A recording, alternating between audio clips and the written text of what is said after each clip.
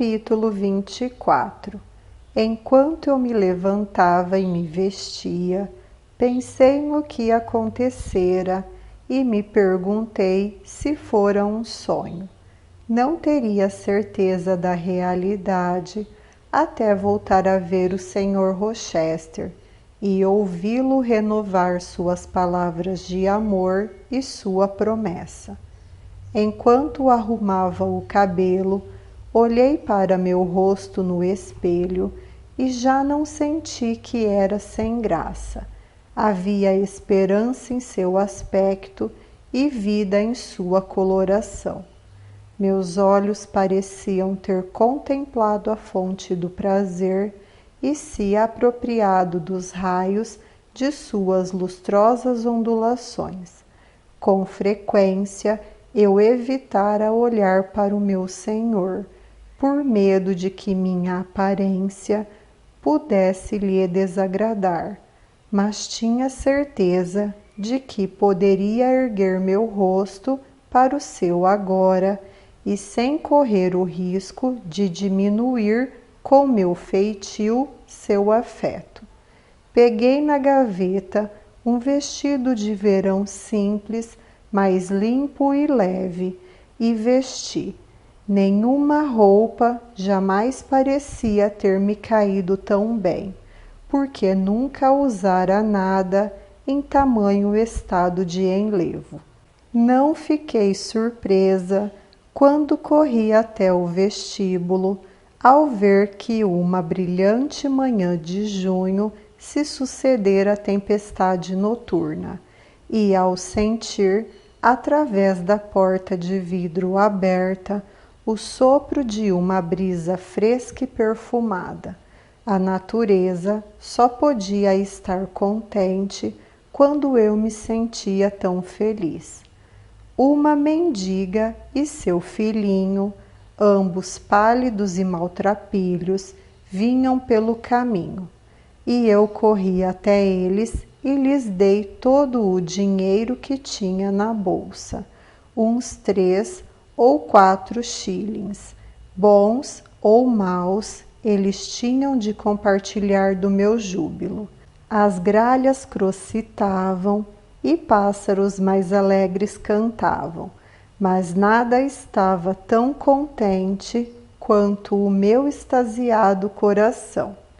A senhora Fairfax me surpreendeu ao olhar pela janela com uma expressão triste no rosto e dizer de modo grave: "Senhorita Eyre, quer vir tomar o de jejum?" Durante a refeição, ela esteve quieta e fria, mas não me cabia esclarecer as coisas naquele momento. Eu devia esperar que o meu senhor explicasse tudo, e ela também. Comi o que pude e subi às pressas. Encontrei Adele saindo da sala de estudo. "Para onde você vai? Está na hora da aula. O Sr. Rochester me mandou para meu quarto." "Onde ele está?" "Lá." Ela apontou para a sala que acabara de deixar. Entrei e ali estava ele. "Venha me dar bom dia", disse ele. Aproximei-me contente e não foi somente uma palavra fria ou mesmo um aperto de mão o que recebi, mas um abraço e um beijo. Parecia natural, parecia normal ser assim amada e acarinhada por ele. "Jane, você está exuberante, sorridente e bonita", disse ele. "Muito bonita esta manhã. É este o meu pequeno elfo pálido? Minha semente de mostarda?" Esta mocinha, de rosto ensolarado com covinhas nas bochechas e lábios rosados, esse sedoso cabelo cor de avelã e esses radiantes olhos castanhos? Eu tenho olhos verdes, leitor, mas deve perdoar-lhe o erro.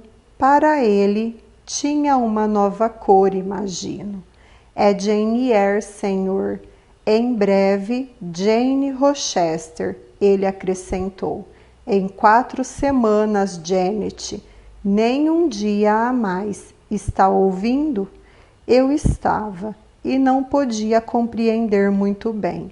Suas palavras me deixavam tonta. A sensação, o anúncio que percorria o meu corpo era algo mais forte do que o que seria compatível com a alegria. Algo que me atingia e atordoava. Era, acho, quase medo. Você corou e agora está pálida. Jane, o que foi?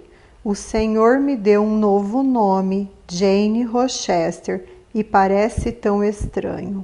Sim, senhora Rochester, disse ele.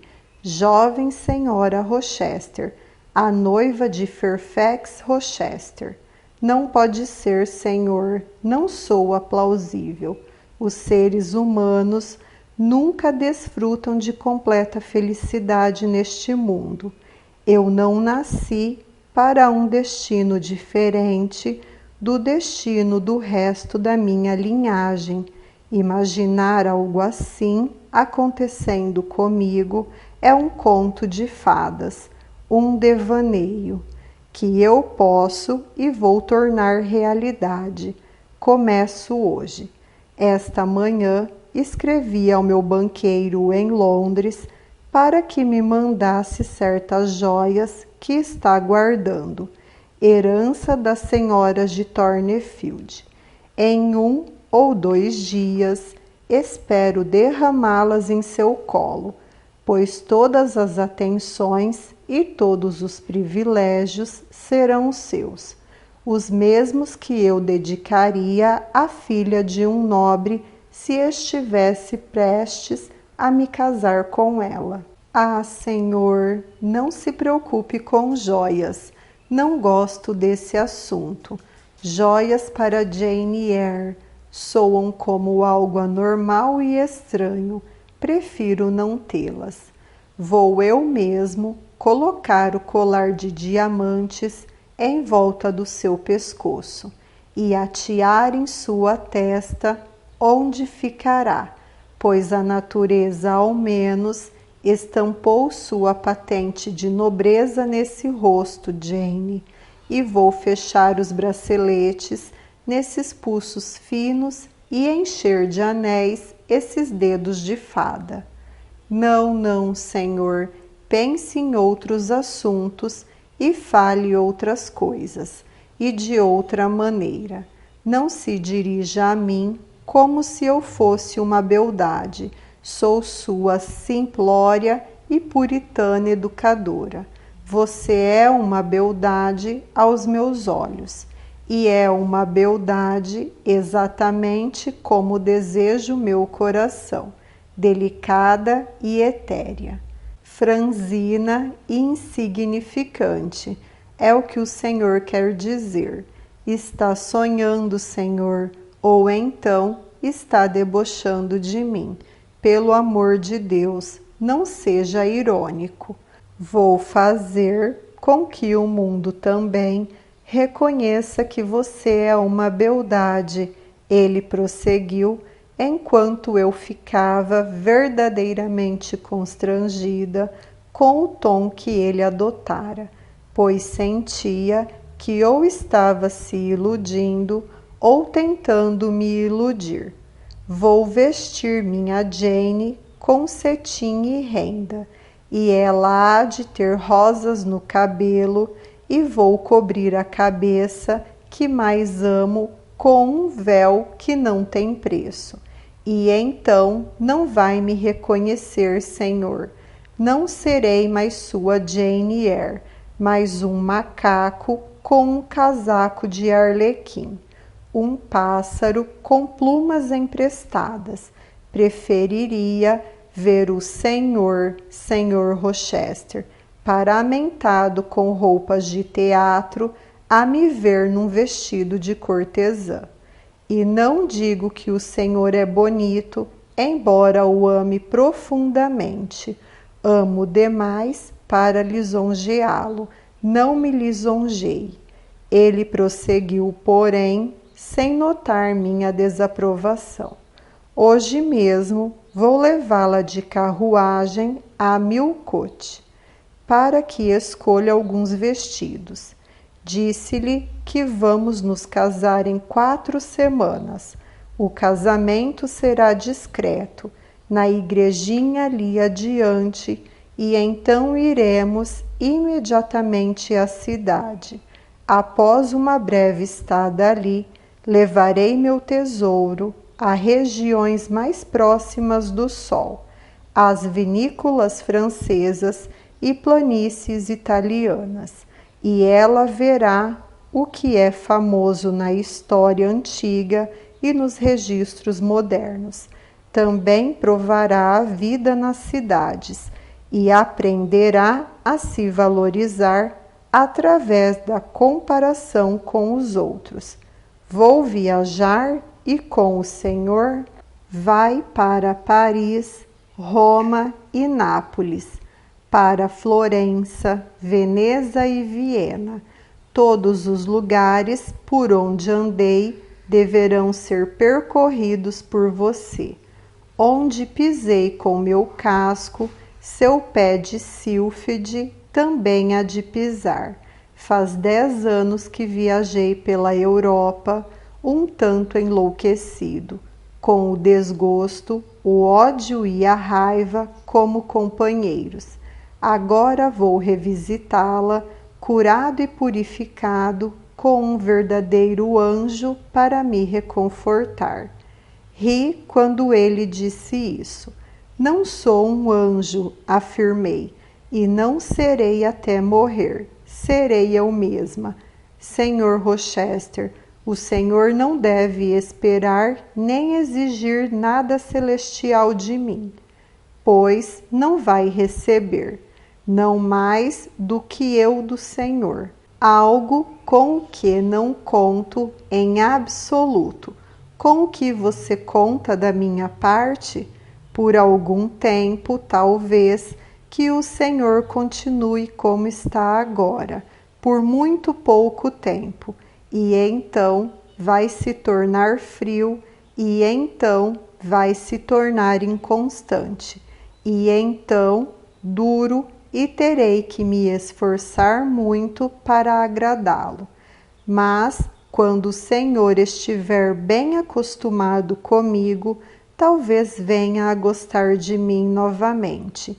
Gostar de mim, eu digo, não amar. Imagino que o seu amor vá se extinguir em 6 meses ou menos.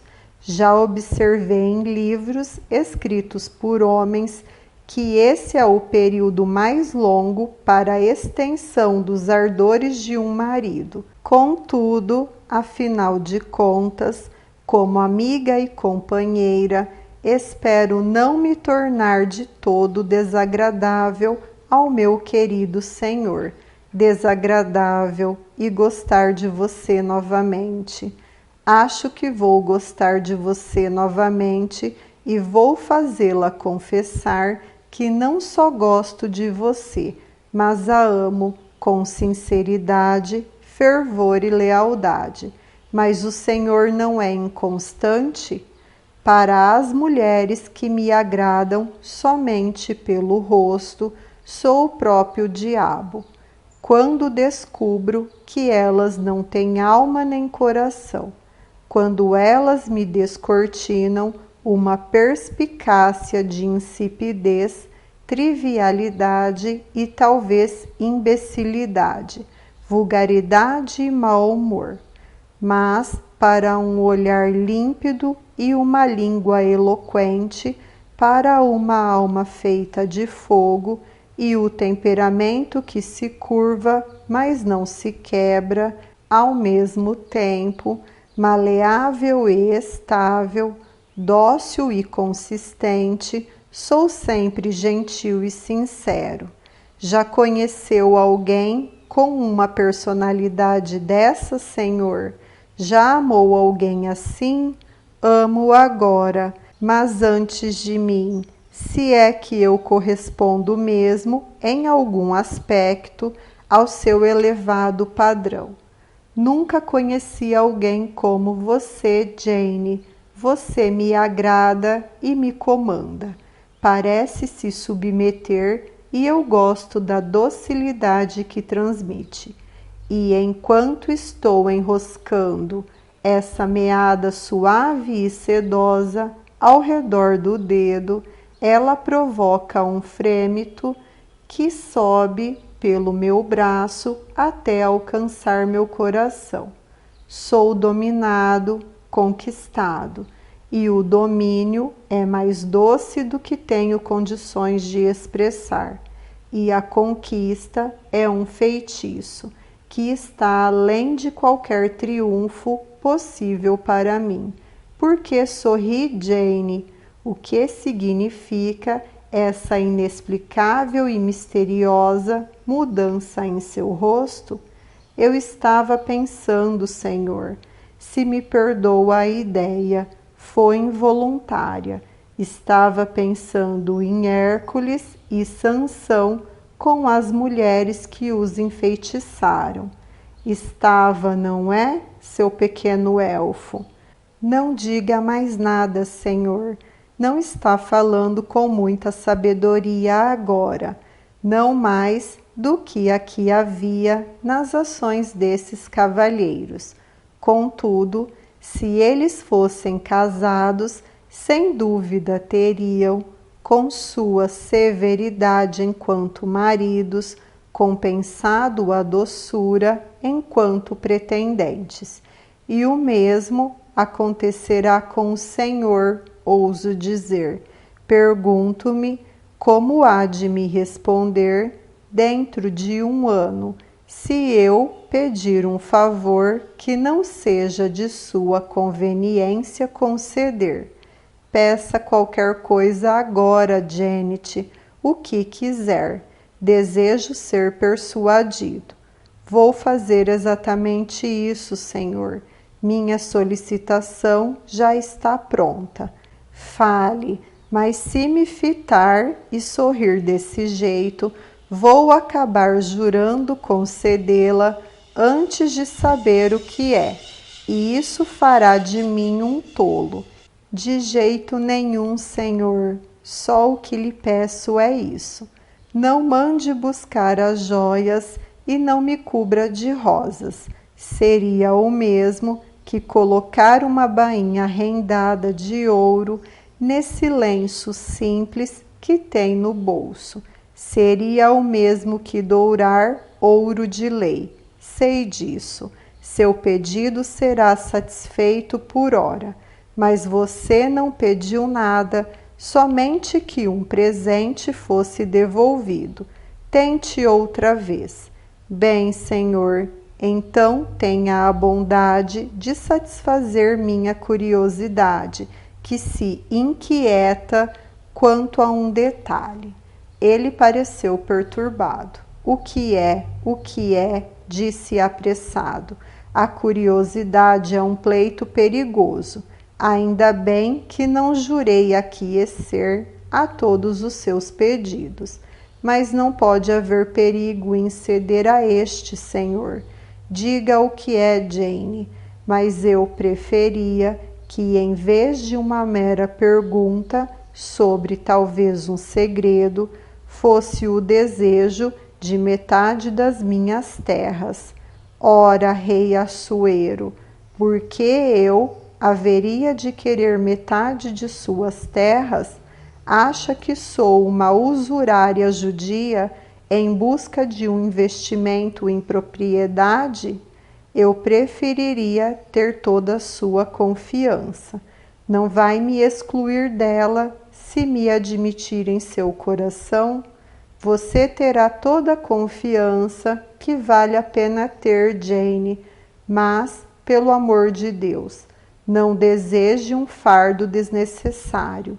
Não anseie tomar um veneno. Não se transforme numa verdadeira Eva em minhas mãos. Por que não, Senhor? O Senhor estava há pouco me dizendo que gosta de ser conquistado e que lhe é agradável a persuasão. Não acha que eu deva tirar proveito da confissão e começar a persuadi-lo e lhe suplicar, chegar mesmo a chorar e ficar emburrada, se necessário, em nome de um mero teste do meu poder? Desafio-a a fazer uma experiência dessas. Invada, presuma e o jogo chega ao fim. É mesmo, Senhor, desiste muito cedo. Que expressão mais sisuda! Suas sobrancelhas ficaram com a espessura do meu dedo, e sua testa parece o que, em surpreendente poesia, uma vez vi descrito como nuvens tempestuosas pejadas de raios azuis. Será essa sua expressão de homem casado, Senhor? Se essa é a sua expressão de mulher casada, eu, como cristão, hei de deixar de lado a ideia de me unir a um mero duende ou uma salamandra. Mas o que você queria perguntar, criatura? Diga logo. Pronto, o Senhor está sendo mais descortês agora, mas eu gosto bem mais da indelicadeza do que das lisonjas. Prefiro ser uma criatura a ser um anjo. E é por isso que devo perguntar: por que o Senhor fez tanta questão de me fazer crer que desejava se casar com a senhorita Ingram? É isso, graças a Deus, não é nada pior. E com isso ele desatou as sobrancelhas pretas, abaixou os olhos, sorrindo para mim, e acariciou meu cabelo como se estivesse contente por ver passar o perigo. Acho que posso confessar, ele prosseguiu, mesmo que talvez você fique um tanto indignada, Jane, e já vi que espírito de fogo você pode se tornar quando está indignada. Ontem à noite brilhava a luz fria da lua quando se amotinou contra o destino e reivindicou sua posição como minha igual. Aliás, Jane, foi você quem me fez a proposta. Claro que fiz, mas não mude de assunto, senhor. Por favor, a senhorita Ingram. Bem, eu fingi fazer a corte à senhorita Ingram porque queria que você ficasse tão loucamente apaixonada por mim quanto eu estava por você. E sei que o ciúme seria o melhor aliado que eu poderia conseguir para atingir esse fim. Excelente! Agora o Senhor se tornou pequeno, nem 1 milímetro maior do que a ponta do meu dedo mínimo. Foi uma vergonha terrível e uma desgraça escandalosa agir dessa maneira. Não levou em consideração os sentimentos da senhorita Ingram, senhor. Os sentimentos dela estão concentrados em um único, o orgulho. Ela precisa se tornar mais humilde. Você ficou com ciúme, Jane? Isso não importa, Sr. Rochester. Não é interessante para o senhor saber disso. Responda com sinceridade uma vez mais. Acha que a senhorita Ingram não vai sofrer com sua coqueteria desonesta? Não vai se sentir desamparada e abandonada? Impossível. Já lhe disse que foi ela, ao contrário, quem me abandonou.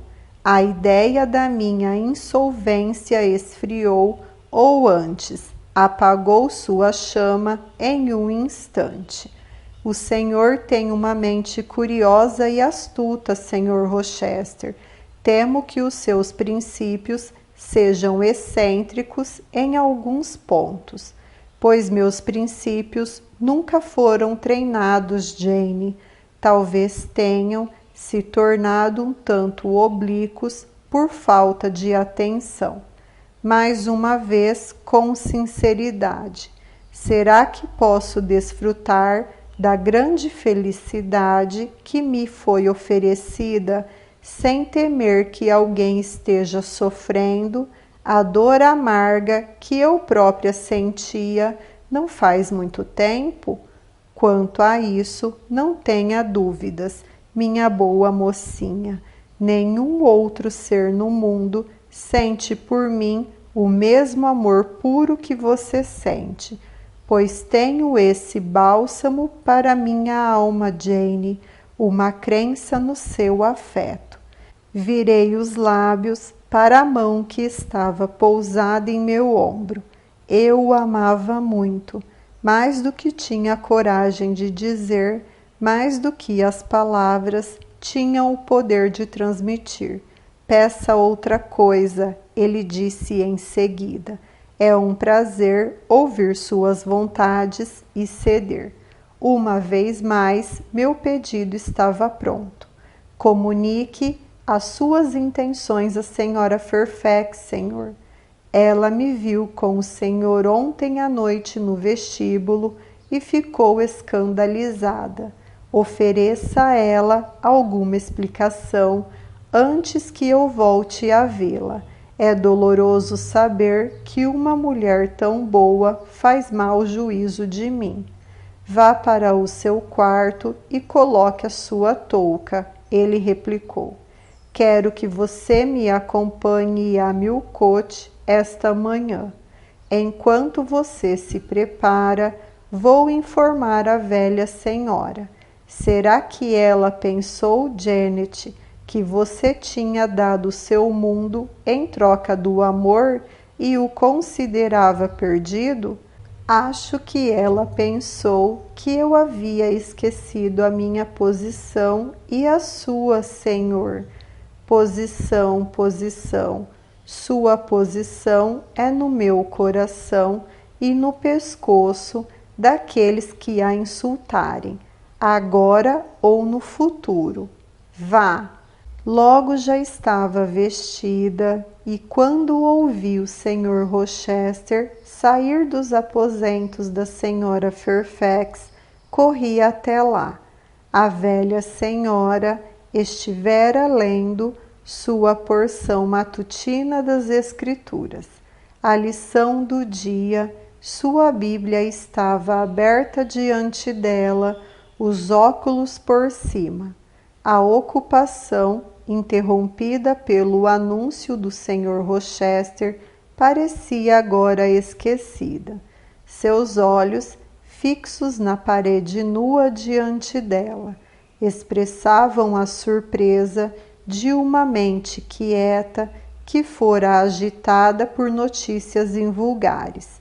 Ao me ver, ela se levantou, fez uma espécie de esforço para sorrir e balbuciou algumas palavras de felicitações, mas o sorriso morreu e a frase ficou inacabada.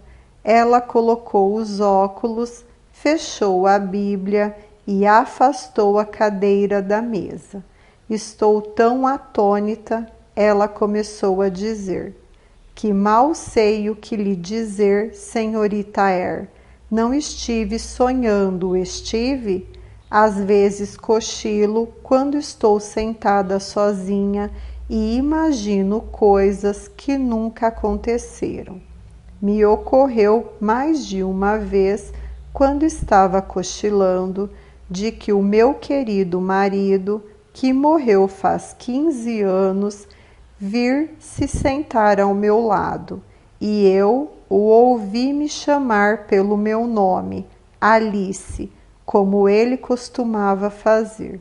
Então, pode me dizer se é mesmo verdade que o Sr. Rochester a pediu em casamento?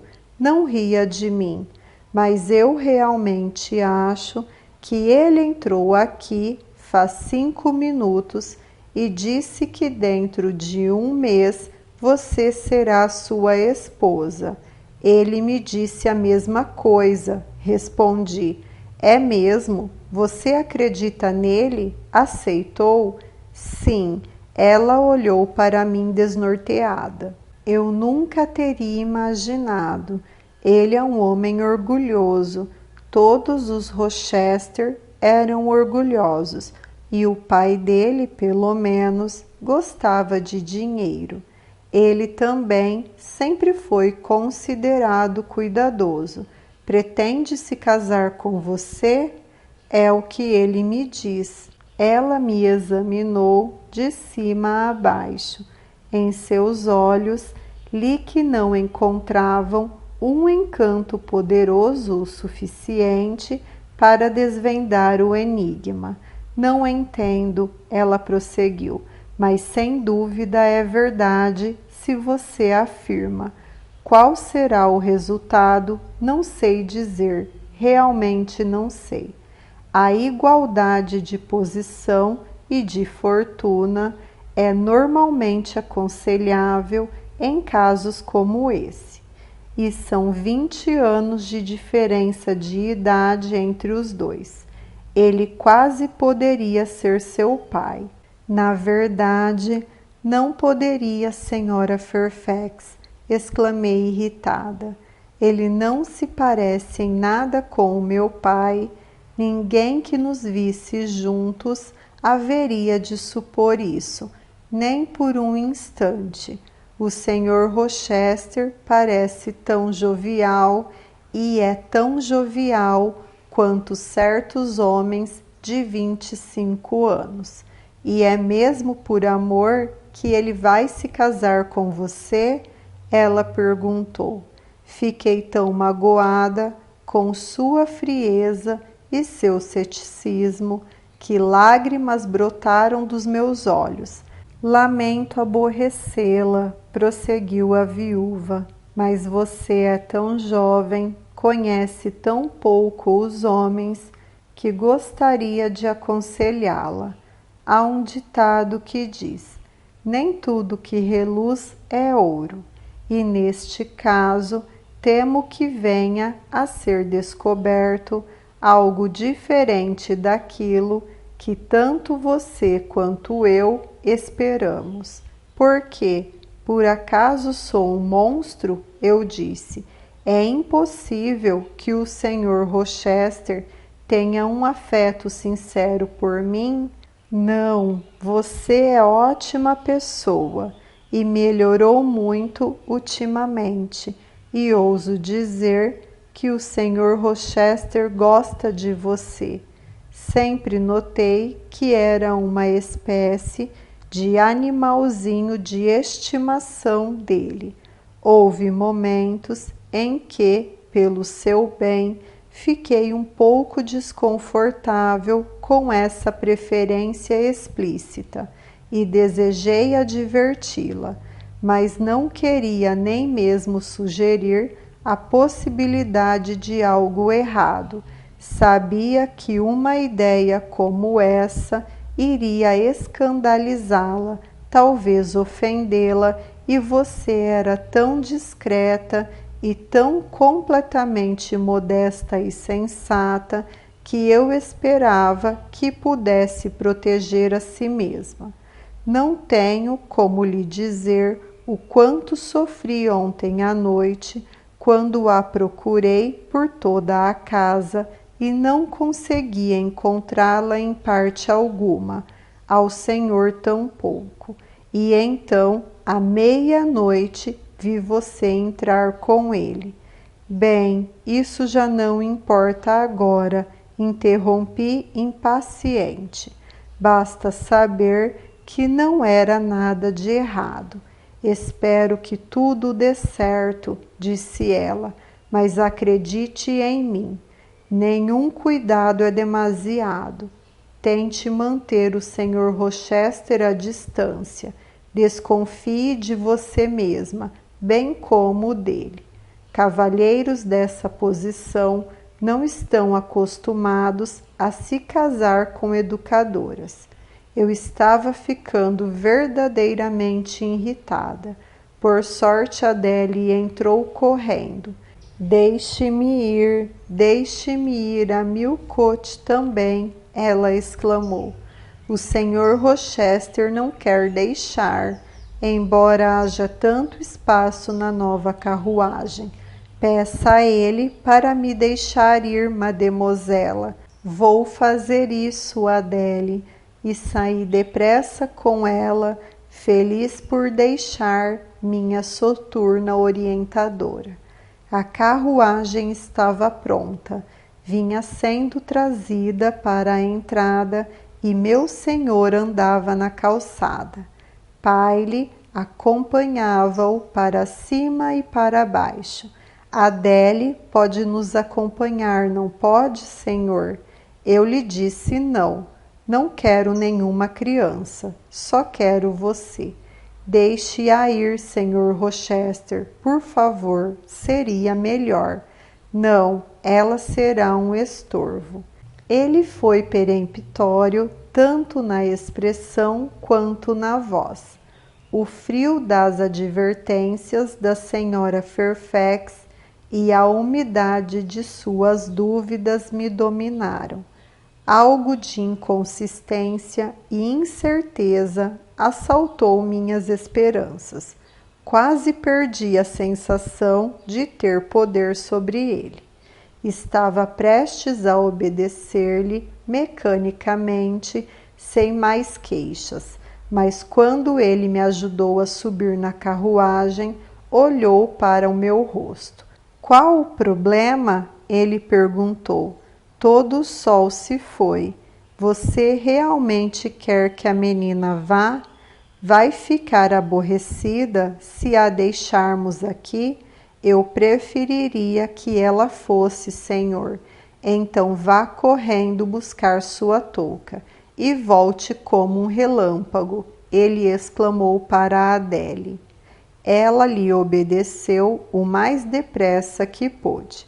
Afinal, uma interrupção de uma manhã apenas não vai importar muito, ele disse, quando a minha intenção é reivindicá-la muito em breve. Seus pensamentos, sua conversa e sua companhia para o resto da vida. Quando a colocaram na carruagem, Adele começou a me beijar, de modo a expressar sua gratidão por minha interferência. Foi imediatamente colocada num canto do outro lado dele. Ficou então olhando para mim de lá.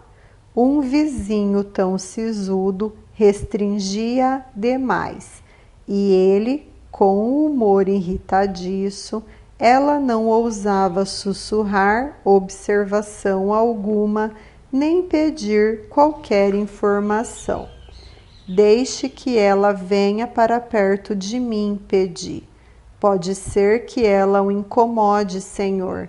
Há espaço bastante deste lado. Ele a entregou como se ela fosse um cachorrinho. Ainda vou mandá-la para a escola, ele disse, mas agora estava sorrindo. Adele pôde ouvi-lo e perguntou se iria para a escola sem mademoiselle. Sim, ele respondeu, certamente sem mademoiselle, pois eu vou levar mademoiselle para a lua, e lá vou encontrar uma caverna num dos vales brancos, em meio aos vulcões, e mademoiselle vai viver ali comigo e somente comigo. Ela não vai ter o que comer, o senhor vai matá-la de fome, observou Adele. Vou trazer maná para ela de manhã e à noite. As planícies e as encostas dos morros da lua são cobertas de maná, Adele. Ela vai precisar se aquecer. Como conseguirá acender um fogo? O fogo brota das montanhas lunares. Quando estiver frio, vou levá-la até um topo e colocá-la na beira de uma cratera.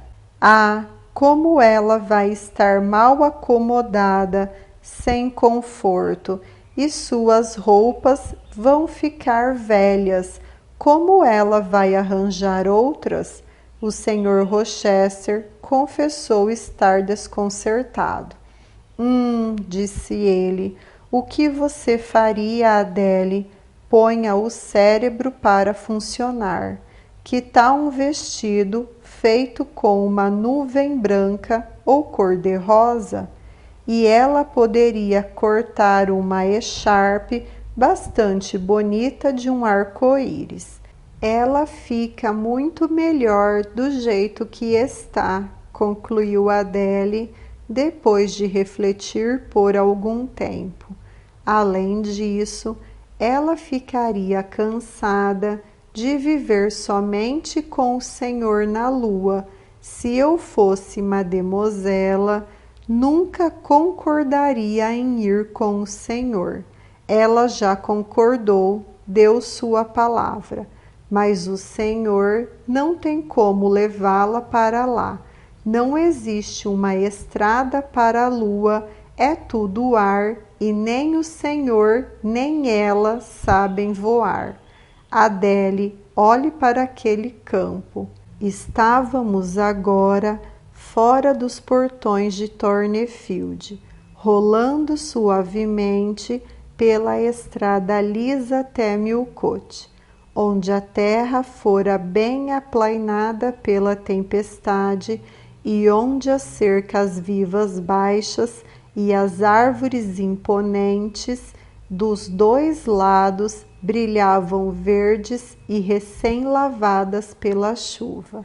Naquele campo, Adele, eu estava andando à tardinha há cerca de 2 semanas, no fim do dia em que você me ajudou a preparar o feno, e como eu estava cansado de juntar o trigo com o ancinho, sentei-me para descansar numa escadinha.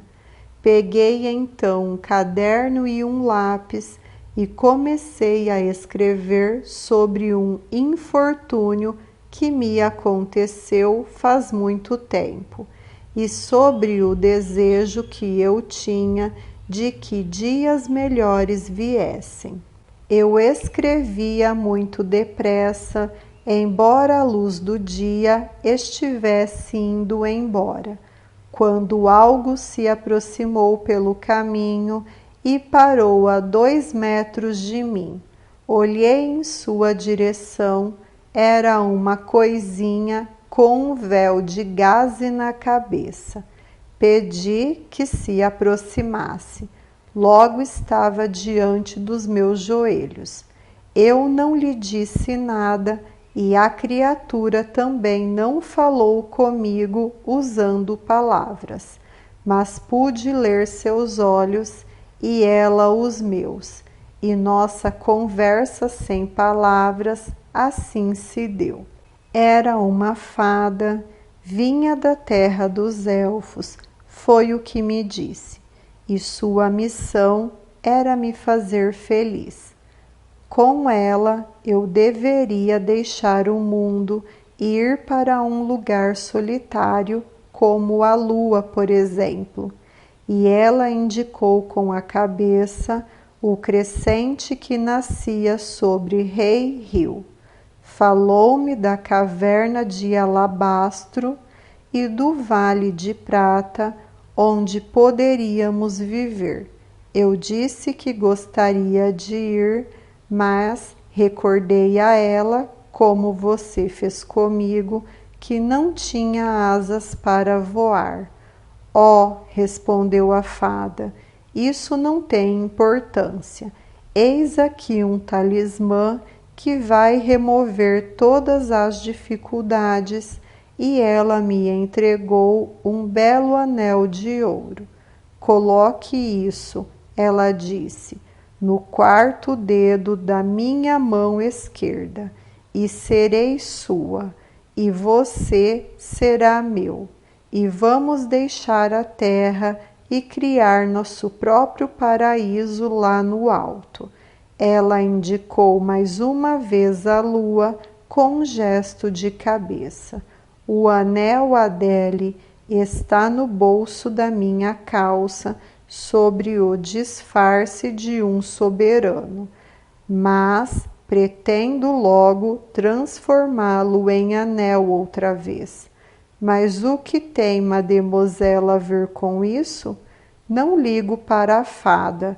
O senhor disse que era Mademoiselle que levaria para a lua. Mademoiselle é uma fada, ele disse, sussurrando misteriosamente. Com isso, eu disse a ela que não ligasse para as brincadeiras dele.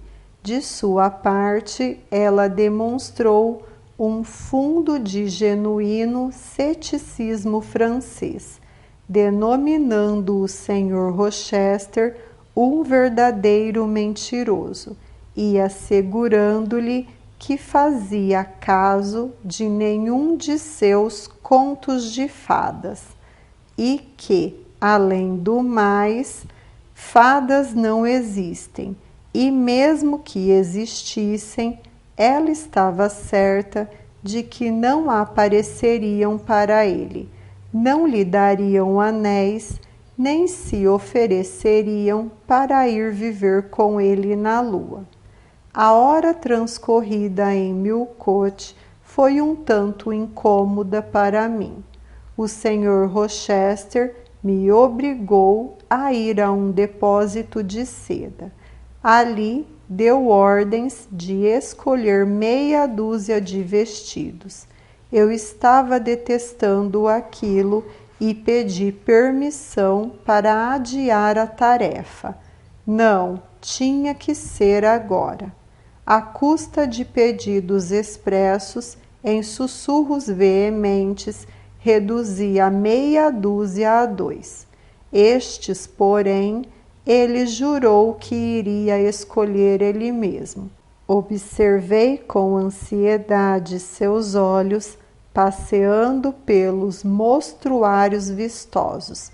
Ele os fixou num opulento vestido de seda do mais brilhante tom de ametista e um outro soberbo de cetim rosa.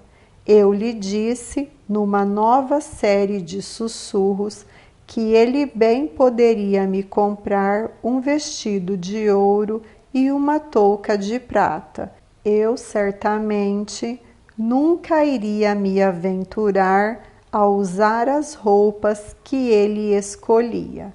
Com infinita dificuldade, pois ele era teimoso feito uma pedra, consegui convencê-lo a trocá-los por um vestido sóbrio de cetim preto e outro de seda cinza perolada. Por ora vou deixar passar, ele disse, mas ainda ia querer me ver brilhando como um canteiro de flores. Fiquei feliz ao tirá-lo do depósito de seda e depois de uma joalheria. Quanto mais coisas ele comprava para mim, mais o meu rosto queimava com uma sensação de incômodo e degradação. Quando voltamos para a carruagem e eu me recostei febril e exausta no assento, lembrei que, no calor dos eventos, sombrios e esplendorosos, eu tinha esquecido completamente a carta do meu tio, John Eyre, à senhora Reed, sua intenção de me adotar e fazer de mim sua herdeira. Seria de fato um alívio, pensei, se eu tivesse uma pequena independência. Não poderei suportar ser vestida como uma boneca pelo Sr. Rochester, ou ficar sentada como uma segunda dama com a chuva de ouro caindo ao meu redor. Vou escrever a Ilha da Madeira no momento em que chegar em casa e dizer ao meu tio John que vou me casar e com quem. se eu tiver a perspectiva de um dia trazer ao Sr. Rochester um incremento à sua fortuna, poderia tolerar melhor ser sua. E algo aliviada por essa ideia, que não deixei de pôr em prática naquele dia, arrisquei-me uma vez mais a encontrar o olhar do meu senhor e amante, que buscava o meu de maneira pertinaz, embora eu desviasse tanto o rosto quanto os olhos. Ele sorriu e achei que aquele sorriso era como que um sultão, num momento de enlevo e carinho, poderia conceder a uma escrava que seu ouro e suas pedras preciosas tivessem enriquecido. Apertei vigorosamente sua mão, que estava sempre em busca da minha, e a devolvi a ele, vermelha de pressão apaixonada. Não precisa olhar para mim desse jeito, eu disse. Se olhar, usarei apenas meus vestidos velhos de Lowood até o fim do capítulo. Vou me casar usando esse tecido de algodão lilás. O senhor pode fazer uma túnica com a seda cinza perolada e uma infinita série de coletes com o cetim preto. Ele riu, esfregou as mãos.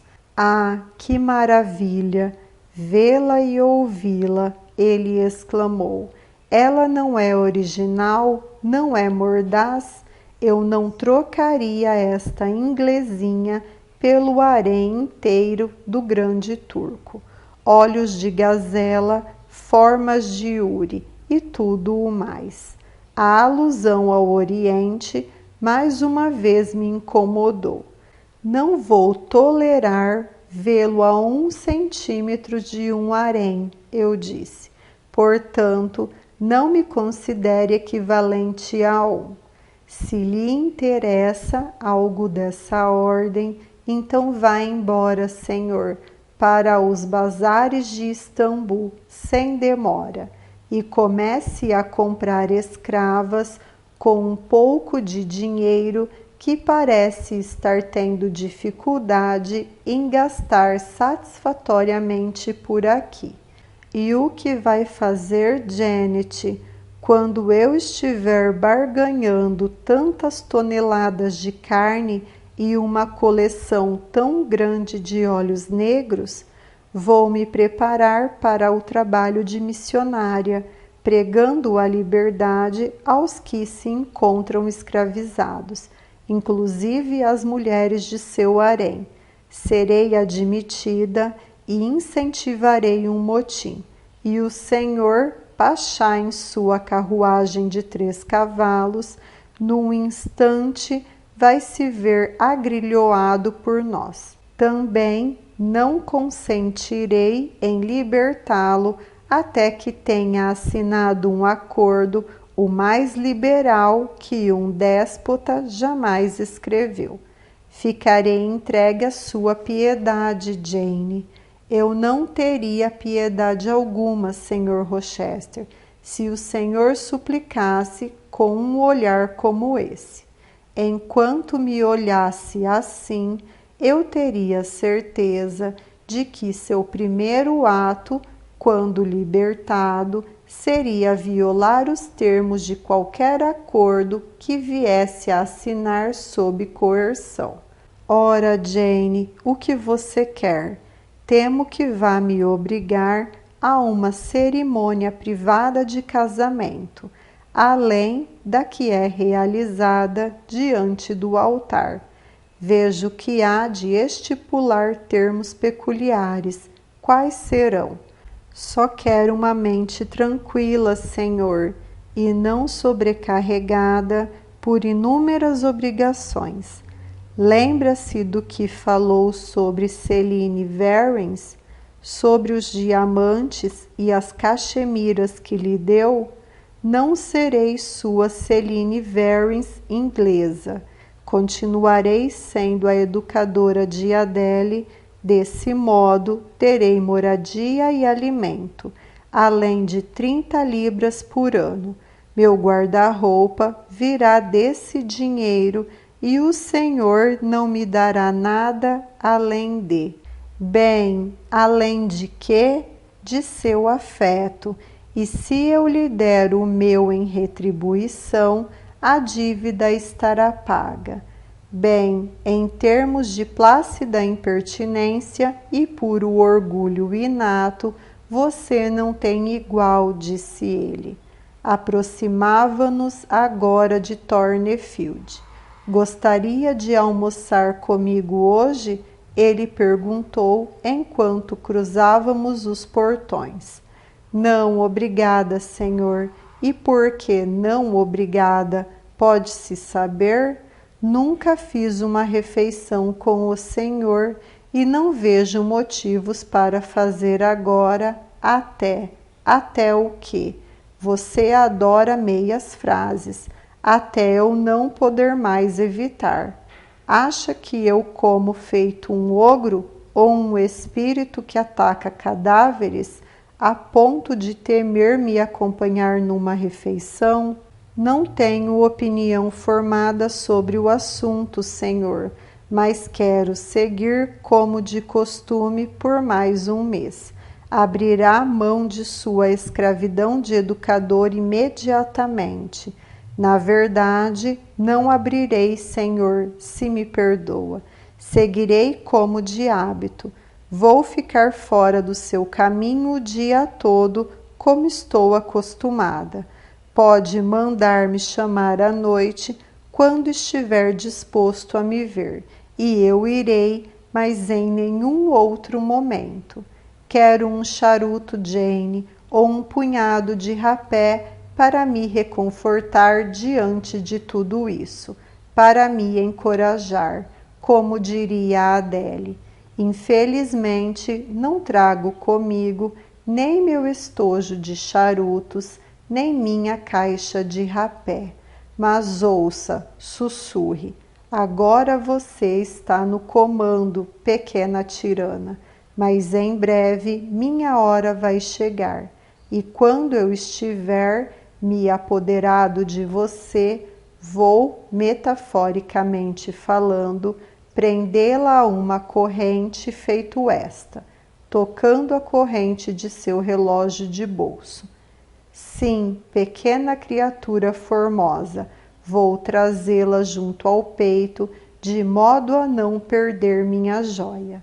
Disse isso enquanto me ajudava a descer da carruagem. Em seguida, enquanto ele tirava Adele dali, entrei em casa e me retirei aos meus aposentos no andar de cima. Ele me chamou à sua presença como de hábito à noite. Eu preparara uma ocupação para ir, pois estava determinada a não passar todo o tempo numa conversa tete a tete. Lembrava-me de sua bela voz, sabia que gostava de cantar.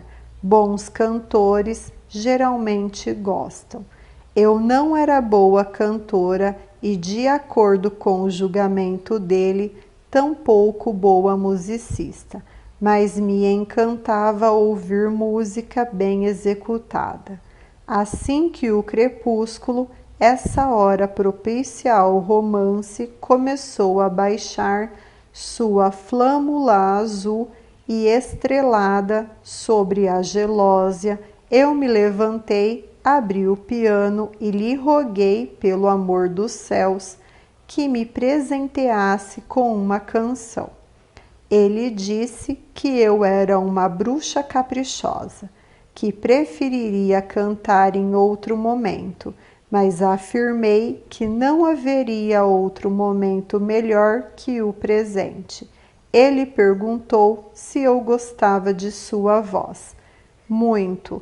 Eu não queria alimentar aquela suscetível vaidade, mas daquela vez e por questões de conveniência estava disposta a adulá-la e mesmo estimulá-la. Então, Jane, você precisa tocar o acompanhamento. Muito bem, senhor, vou tentar. De fato, tentei, mas fui logo removida do banquinho e denominada uma coisinha desajeitada.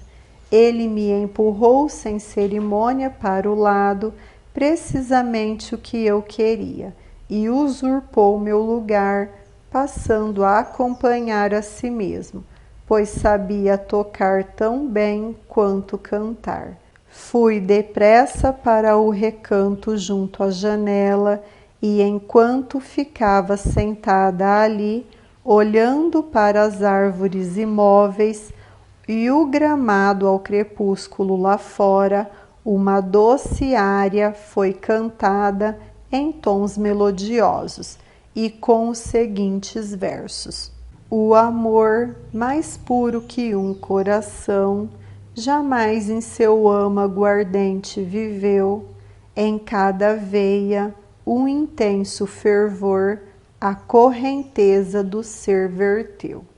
Se ela chegava, tudo era esperança. Sua partida causava-me dor. O acaso que atravessava seus passos era em minhas veias torpor. Que sublime enlevo seria, assim como eu amava, ser também amado. A esse querer eu me devotava, cego e arrebatado. Mais amplo e ermo era o espaço que nossas vidas teimava em separar, e perigoso como o fervilhante ímpeto das ondas traiçoeiras do mar, e como um caminho infestado de bandidos, em floresta ou descampado, entre nossos espíritos se interpunham o forte e o direito, o furioso e o desolado. Enfrentava perigos, desprezava obstáculos, muitos presságios desafiei, toda ameaça, importúnio ou advertência, impetuosamente ignorei. Meu arco-íris vinha ligeiro e como num sonho eu voava, pois esse fruto da chuva e da luz glorioso se descortinava. Nas nuvens que tristes se esvaem, suave e formoso o encanto ainda brilha. Pouco me importa que imensa tragédia preparam ou que armadilha. Nestes doces momentos não conta se tudo que esmaguei em minha andança mais tarde venha furioso e célere proclamar sua amarga vingança. Ainda que o ódio me derrube e o direito decida me exilar e a força ranger os dentes, inimizade eterna me venha jurar. Meu amor pôs a mão delicada na minha, com confiança, eu juro que em sagrado matrimônio nossa natureza fará sua aliança. Meu amor jurou, selando-o com um beijo, viver comigo e morrer ao meu lado, e por fim encontro meu sublime enlevo. Assim como eu amo, sou também amado. Ele se levantou e veio em minha direção e vi seu rosto iluminado, seus olhos de falcão brilhando e ternura e paixão em cada traço. Senti-me intimidada por um momento e em seguida reagi. Uma cena cortês e uma demonstração ousada eu não iria admitir, e corria o risco de testemunhar ambas. Uma arma de defesa devia ser preparada. umedeci a língua quando ele estava ao meu lado. Perguntei com aspereza com quem ele iria se casar. Era uma pergunta estranha de ser feita por sua querida Jane. Mesmo eu a considerava muito natural e necessária. Ele falava de sua futura esposa morrendo com ele. O que queria dizer com essa ideia pagã? Eu não tinha a intenção de morrer com ele. Disso podia ter certeza. Tudo o que ele queria, tudo porquanto rezava, era que eu vivesse com ele. A morte não era para mim. Na verdade era. Eu tinha tanto direito de morrer quanto ele, quando a minha hora chegasse. Mas esperaria, não me atiraria na pira funerária do meu finado marido.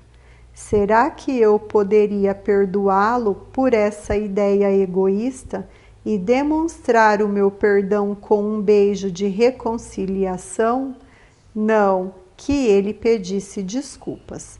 Fui então chamada de coisinha difícil, ao que ele acrescentou que qualquer outra mulher teria se derretido até a medula ao ouvir versos como aqueles cantados em seu louvor. Garanti-lhe que eu era difícil por natureza, muito dura, algo que ele veria com frequência e que, além do mais, estava determinado a lhe mostrar pontos negativos do meu temperamento antes que aquelas 4 semanas terminassem. Ele precisava saber que tipo de barganha fizera, enquanto ainda havia tempo de rescindir o acordo. Será que eu poderia ficar quieta e falar de maneira racional? Eu ficaria quieta se ele quisesse. Quanto a falar de maneira racional, podia me gabar de estar fazendo isso naquele exato momento. Ele se irritou, resmungou, reclamou. Muito bem, pensei. Pode ficar furioso e impaciente o quanto quiser, mas este é o melhor plano para lidar com o Senhor, tenho certeza. Gosto do Senhor mais do que sou capaz de dizer, mas não vou afundar num estado sentimental patético, e com isso vou mantê-lo longe da beirada do precipício também, e resguardar, além do mais, com esse pungente auxílio, a distância entre nós dois, mais verdadeiramente propícia a beneficiar a ambos. Aos poucos, fui fazendo com que ele ficasse consideravelmente irritado. Então, quando se retirou, exasperado, à outra extremidade da sala, eu me levantei e, dizendo-lhe: desejo uma boa noite, Senhor, à minha maneira natural e respeitosa, escapuli pela porta lateral. Ao sistema assim estabelecido, eu me aferrei durante toda a temporada de teste e com grande sucesso. Ele esteve com certeza um tanto zangado e mal-humorado, mas de modo geral eu podia ver que estava bastante entretido e que uma submissão de cordeiro e uma sensibilidade de passarinho, além de favorecer seu despotismo, iria agradar menos ao seu discernimento, satisfazer menos sua sensatez e até se adequar menos às suas preferências. Na presença de outras pessoas, eu era como antes, deferente e discreta, considerando desnecessária qualquer outra conduta. Somente nos encontros, no fim do dia, eu o frustrava e afligia. Ele continuava a mandar-me chamar pontualmente no instante em que o relógio batia às 7. Porém, quando eu aparecia diante dele, ele já não mais tinha termos melífluos, como amor e querida nos lábios. As melhores palavras que encontrava para mim eram fantoche provocador, elfo malicioso, espírito, filha das fadas, etc. Em vez de carícias, também eu agora recebia caretas, no lugar da pressão de suas mãos, um beliscão no braço, em vez de um beijo na face, um severo puxão de orelha. Não me importava, eu definitivamente preferia aquela atenção violenta a qualquer coisa mais terna. Vi que a senhora Fairfax aprovava minha atitude. Sua ansiedade relativa a mim desapareceu e tinha, portanto, certeza de que estava me saindo bem. Enquanto isso, o Sr. Rochester afirmava que eu o estava reduzindo a pele e osso e me ameaçava com terríveis vinganças por minha presente conduta em algum momento no futuro próximo. Eu ria comigo mesma diante daquelas ameaças.